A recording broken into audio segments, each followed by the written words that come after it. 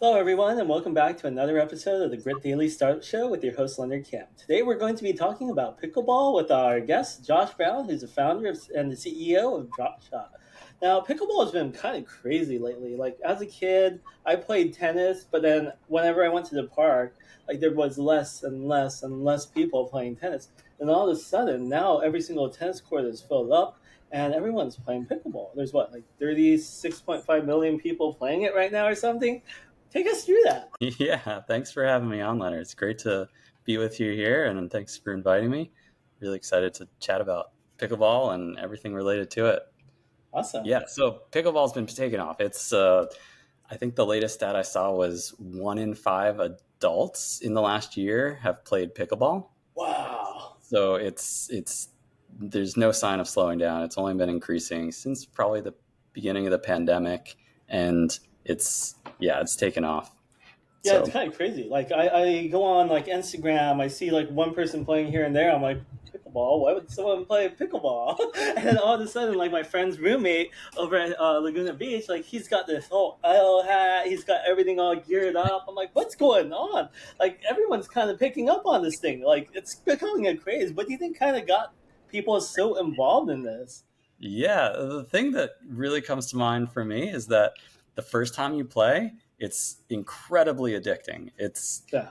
super easy to pick up. So the first time you play, you're guaranteed to have a good time. It's not that hard to, like, tennis has a bit of a learning curve. You kind of have to be quite athletic and kind of have a little bit of a higher than average hand-eye coordination. But with pickleball, the ball is like a wiffle ball, so it moves a Yeah. lot slower than a tennis ball, and things move a little slower. The racket's a little bigger, the paddle, and so than a tennis racket. So it's it's just a way more beginner friendly sport, but at the same time, it's really hard to get really good. So there's something for everybody. It's you can learn it really easily, but then in order to play pro, these guys, oh man, if you haven't seen some of these videos, it's impressive.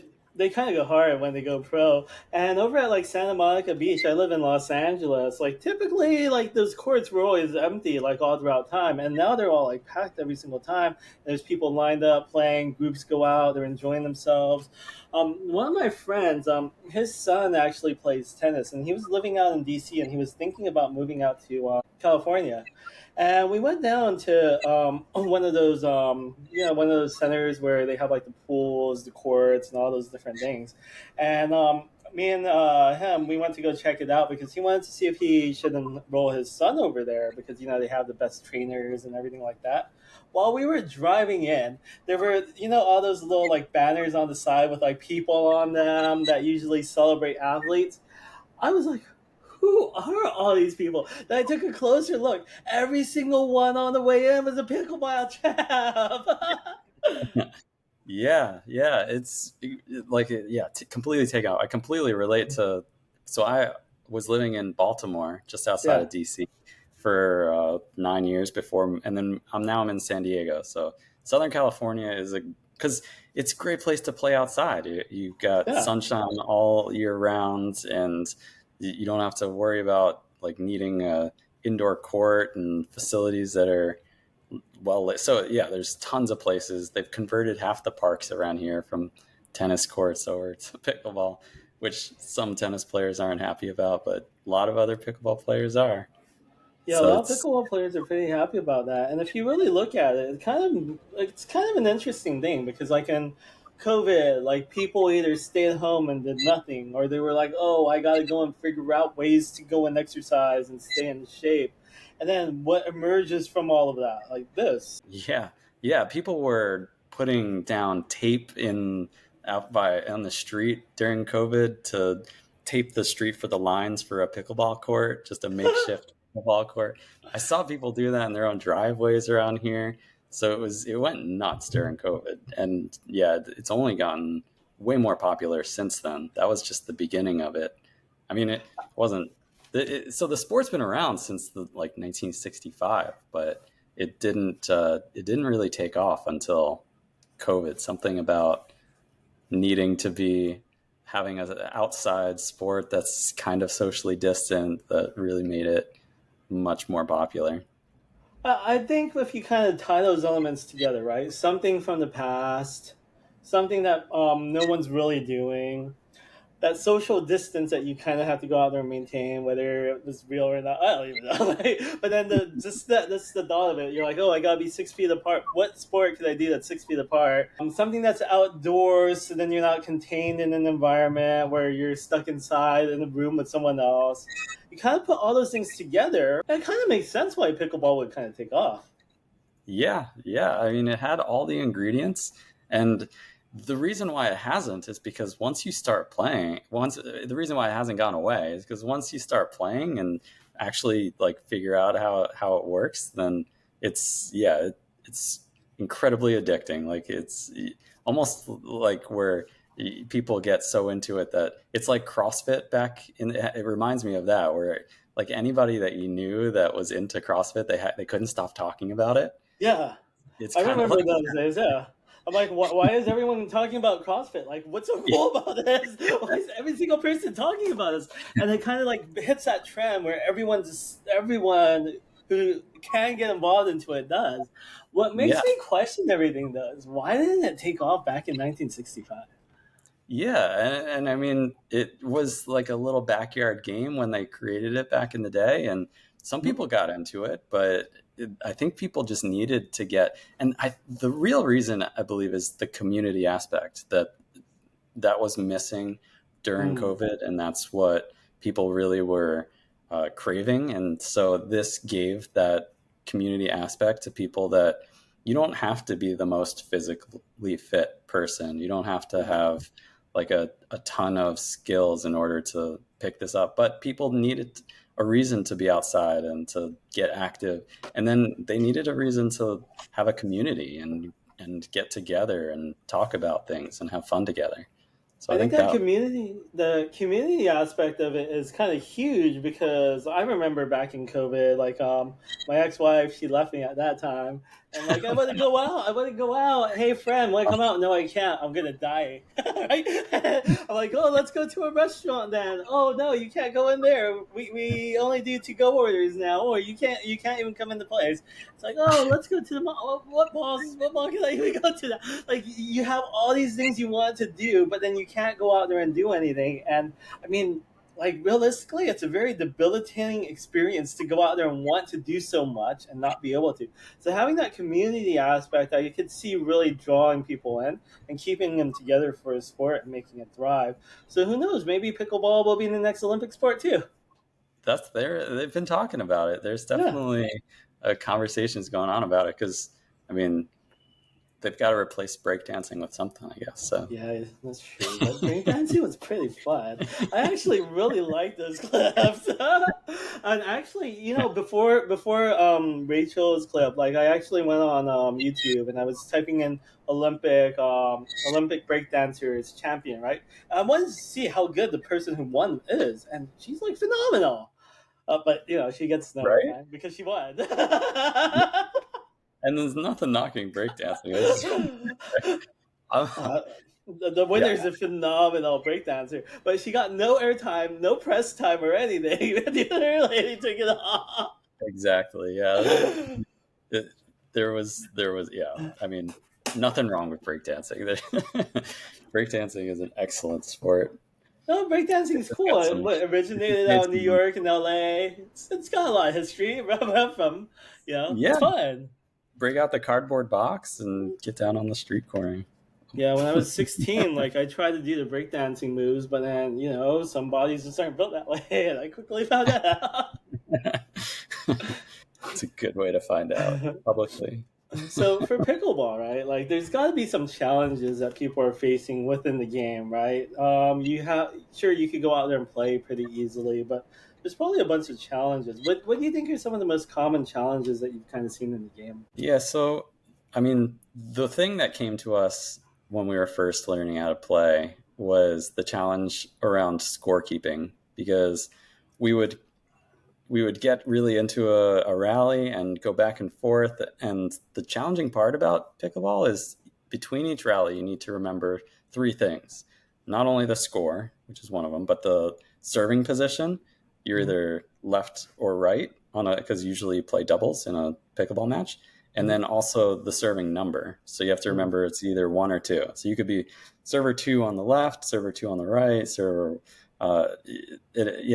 one on the left, and so you have to keep all of those things in mind between while also focusing on winning the match. And so there's too many things that if especially if you're ending up really focusing on the game, then that's the first thing to be forgetful about. So when we were playing, it usually is just like you'll look around and you'll be like, wait, was that, were you server one? No, you hit the ball No, last. It's six no, seven, server two, and you're serving over here. So no.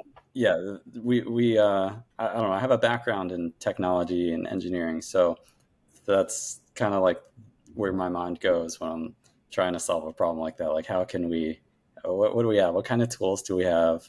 How can we overcome this kind of problem? And it's an Apple Watch app was the first thing that came to mind, but the Mhm. problem with just the app is that it doesn't solve the problem where everybody else also needs to see the score and agree on it. Yeah. And so that's why we've developed this physical scoreboard as well, so that people can see everybody on the courts can see the score, including spectators, and you can control it by either the watch app or with a little remote control. And so definitely solved the problem within our Well, games. I think trying to remember three things is really a lot of things to remember in the sport. Like if you're thinking about like playing basketball, you don't have to remember the score. It's up there on the board. You can just go out there, pass the ball to whoever you want, take a shot. Everything's good, right? Football, you kind of don't have to really remember anything either. Maybe the name of a play and what it means, but aside from that, there's really not much you have to kind of remember in the game. With baseball, maybe a few hand signals. You don't got to remember the score or any of that either. Everything's all up there for you. So, I mean, when you really think about it, if you're taking the ability of getting that score broadcasted out there, it's really solving a huge problem, especially for having to remember three things is a lot for sport. It really is. Yeah, and it's resulted in arguments and all kinds of. It takes away from the fun. Yeah, Not everybody wants to try and remember these things in between each rally. So it's something that just adds to the fun when you can just continue to play and you don't have to question it. There's still the aspects of all of the gameplay that are, it doesn't take away any of the fun. It just adds yeah. to it. So that's kind of what we've been Well, landing on. even if you're playing like a game at home, right? Like let's say you're playing like dominoes or something. You know, not everyone knows how to keep dominoes scores. Like having those scores like not really calculated outright, it, like really frustrates a lot of people and pisses them off. It's a fun comparison. Yeah. Yeah, it's true. Well, I play dominoes, it's fun, but then like some Yeah, people yeah. have no idea how to score this stuff. That's, I'd be one of them. Definitely played before, but it does get complicated. Yeah, that's get pretty frustrating. So you took your technology background, like, can you kind of talk more about your background in technology and how you kind of tie that into developing this? Yeah, so I went to school for mechanical engineering and ended up after graduating moving to New Zealand, and I was a design engineer for Oh, cool. working on super yachts. Oh, And wow. so I got some great experience on building stuff and designing things like that. And then I came back to the United States after 3 years and started a company with my friend. Mhm. And this was being a contractor to the federal courts. So what we did there was organize a lot of the wiretap data for like huge criminal enterprises. And so, not for the enterprises, but for the federal courts, organizing the data for these criminal cases. So, that was kind of the intro to the software side of things. And I didn't really.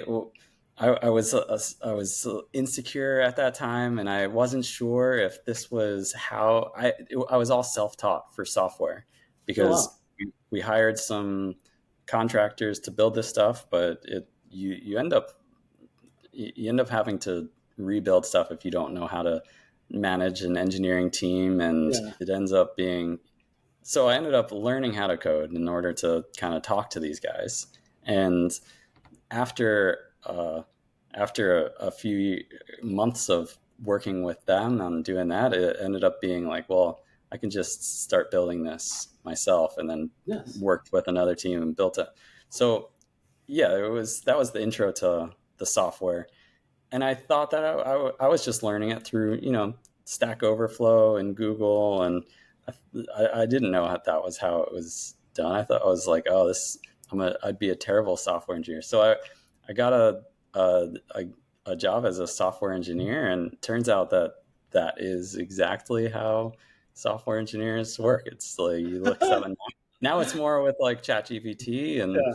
things like that, but there's always like you don't have to remember how things work. You just Google it, Stack Overflow, and now ChatGPT, and there's other tools now. So yeah, it gave me the confidence to be able to build other things that were not part of like that job. And so yeah, this came along years after a couple of even other side projects, and but this one's yeah, it's the confidence that you really need in order to go and build it out yourself, because it doesn't come naturally, at least not to me.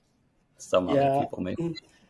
So when I was working at USC, whenever my boss would have like a problem with the website, he'd tell the developer to go out there and fix it, and I just watch him Google and look up code and just copy and paste it in. Like, is that what all the developers do? And I think it really is. I think it really Yeah, is. But it's kind of cool how you have this background where you're working with like yachts, and then you're working with like wiretaps. And I'm refraining from saying what's in the news right now, but you have this unique background, and you're taking it all and you're putting it into this technology, and you're developing this new scoreboard. You recently put out a Kickstarter, correct? yeah. Last week, we launched the Kickstarter. We met the goal within 30 minutes, It's and crazy. blown away by the support from the community and validating the product and the team that's built it. And yeah, couldn't be prouder with how that went. So, what's your goal? How long are you going to be fundraising for this Kickstarter? And what's your goal out of this if you've already kind of hit that goal within the first 30 minutes? Yeah, so the Kickstarter is going to be running until October 17th. And following the campaign, that's when we're giving the green light to our manufacturer. That was a lot of the campaign goal was to figure out how many units we're going to need in order to build the first version. Mm. And so this aligns with all of our strategy and plans. And now the go to market phase after this is going to be getting the manufacturer testing and samples and building out the units in order to be shipping out directly after this. So it's That's been a pretty fun journey, but exciting. that's the next Yeah. phase. So, I mean, if you kind of think about it, how many people did we say were playing this game? We had 36.5 million people playing, and all these people are going to need scoreboards. And a lot of these places already have courts set up. Like, they'll probably have to buy one just to keep it in their keep it where they are. And for the people who are traveling, they might need to pick those up individually. What do you think this market size is for this thing? Yeah, I mean, every time we try and do a market analysis, it's there's so many wildly different numbers. The best way we've come to find out is by going and talking to players Yeah. and figuring out what the problems are. That's how we got through to the whole phase, was talking to players, figuring out what the pain points were, what kind of product is a good solution for the players, because it can't be something that is harder to use than not using the Yeah. scoreboard. So it can't be harder than trying to remember.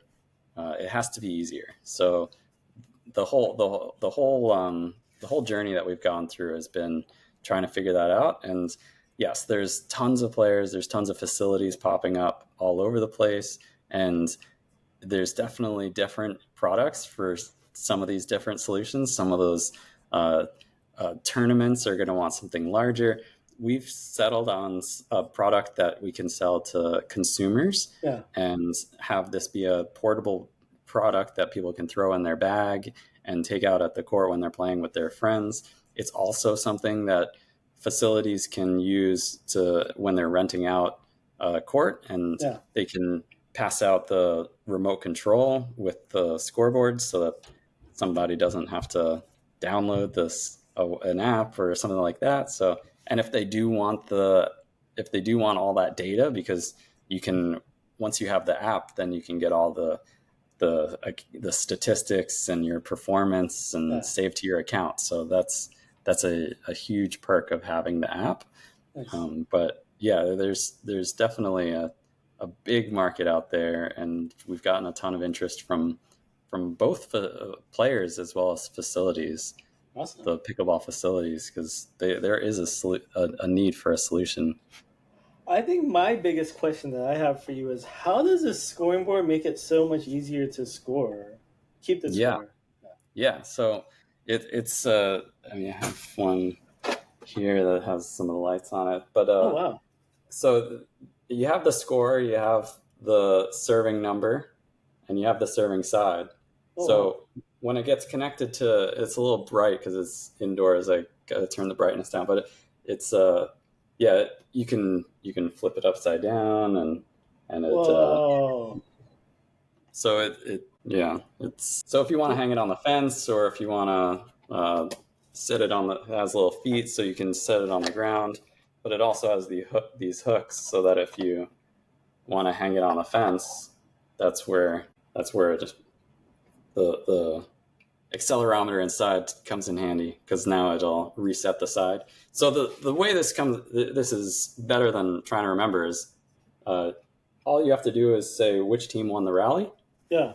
And it updates. So let's say, I don't have the app open, but let's say that you want to say that you won the rally. So, all right, so I have it connected now. So if we say that, this is when I need three hands, right, to show. Here, borrow mine. So if I say that my team won the rally, so it'll go to 8-4, and the serving side number will switch to the other side. So if I say the other team won the rally, then it goes to server 2 and switches sides as well, and you don't win that point. So there's all the logic in there that you'd have to remember otherwise. Like, oh, I was the last rally, I was serving and I was server 1, and you don't have to remember that anymore. Now it's just, did we win the rally, or did you win the rally? And So everything else is all taken three care of. things you have to remember are all gone, and you don't have to remember a single thing anymore. Yeah, just focus Just on winning. play. Now, I mean, like, this is going to be a game changer if you really think about it, because no one wants to remember anything when they're playing, and it's so hard to really, like, I played some things where I'm just like, oh yeah, I have this, I have this, I have this, and it's so hard to, like, try to focus on what you're doing and keeping what that thought was in your memory at the same time. So if a lot of these pickleball athletes are able to clear that out of their mind, that's going to kind of be a game changer. If they want to go to Kickstarter, they're kind of looking for a drop shot. Is that what they're looking for? That is, yeah, Dropshot Cool. pickleball scoreboard. It's Awesome. yeah, easy to find. I'm sure we can put a link too. But So when you think about it, is there anything else that you think is kind of phenomenal about what you created or what you're doing that you wanted to also share with us? yeah, I mean, besides just the physical scoreboard and then there's the app that goes along with it, it's the community that we've been building that's really an important part of this. Yeah. And it's more than just the keeping score. It's like sharing with your friends. It's seeing how your friends are doing on the leaderboard, and keeping up with them while they're making improvements on different performance aspects, and knowing when they're playing and having live scores of that, and just keeping together with your pickleball friends. I think that's a huge part of the product that we're building. It's more of a platform. So off of the scoreboard and into the app, you can like keep tabs on your friends, check their scores when they're playing, and all these other things too. Right. Yeah. Oh wow, It's more than it's more of a community aspect that's built into there. that's kind of awesome. And if you really think about it, like a lot of people want to go out there and play pickleball, and they want to play with strangers as well, and they don't always want to play with the same friends, because if you play with the same people all the time, it could kind of get a little monotonous. And there's 36 billion people out there playing. If they're utilizing this, then potentially anyone anywhere could really go and find someone to go match with at any time. And if they have that scoreboard too, then it's all integrated together. That's right. Yeah, exactly. It's the community aspect is the part that we're probably most proud of. Awesome. Cool. Well, I think our listeners, if they've heard this, they're kind of pretty excited about this, especially if they love pickleball. Was there any final thoughts that you wanted to kind of leave our audience with, Josh? Yeah, if you're interested in pickleball, you pick one up. It's available on Kickstarter. You get a really good launch discount right now. It's yeah, or great for any pickleball friends and family as well. We're really proud of it. Would love to have you on the journey with us as we bring this to market. Awesome. Well, Josh Brown, CEO of Dropshot, thank you so much for tuning in and sharing all of your pickleball insights with us. We really do appreciate it. And everyone who joined us for another episode of the Grit Daily Startup Show, thank you so much for joining us, and we'll see you next time.